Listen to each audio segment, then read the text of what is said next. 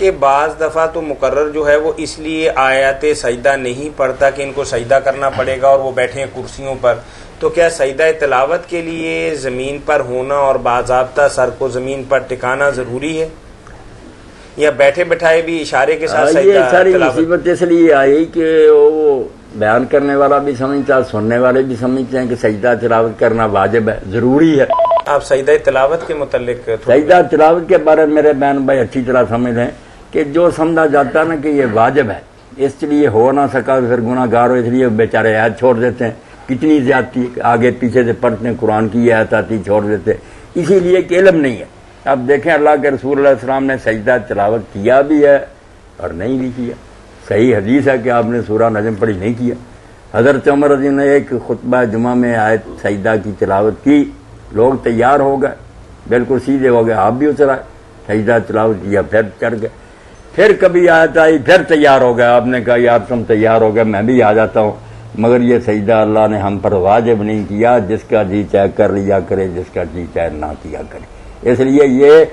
کوئی واجب نہیں، اعلان کیا لوگوں کے سامنے، ایک بھی نہیں بولا کہ آپ غلط مسئلہ کریں، واجب وغیرہ کو تو بھول جائیں۔ ایک نیک بات ضرور ہے کہ کر لیا کبھی چھوڑ دیجیے کوئی، ایک تو یہ مسئلہ، اور دوسرا کہ اس کے لیے وضو، قبلہ رخ ہونا، زمین پر سر رکھنا، یہ کوئی نہیں، یہ نماز نہیں ہے کہ اس کے لیے یہ پابندیاں ہوں۔ لوگوں نے واقعی بنا لی ہیں اور اس میں پھنسے ہوئے ہیں، مگر حضرت ابن عمر رضی اللہ عنہ کے بارے میں صحیح بخاری میں کہ وہ بغیر وضو کے بھی کرتے تھے، کئی لوگوں کے بارے میں کہ وہ راستہ چلتے پڑھتے جاتے تھے،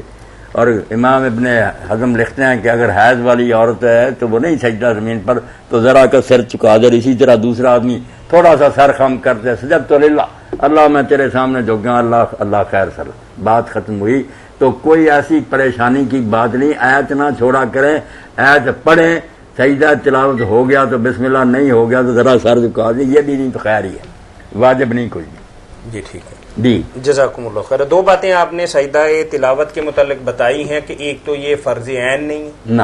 کہ لازمی اس کا کرنا ہے، اور دوسری بات آپ نے یہ بتائی ہے کہ یہ نماز ہی کی طرح کی کوئی عبادت نہیں ہے کہ باوضو ہونا، قبلہ رخ ہونا اور سر کو زمین پہ ٹکانا، تھوڑا سا اگر سر کو جھکا لیا جائے لیکن آیت کو نہیں چھوڑنا چاہیے۔ آیت کو نہیں چھوڑنا، ٹھیک، وہ چیزیں ہو جائیں تو بہتر ہے، اس کو شرط نہیں ٹھہرانا چاہیے، نماز نہیں ہے کہ اس کی یہ شرطیں۔ مولانا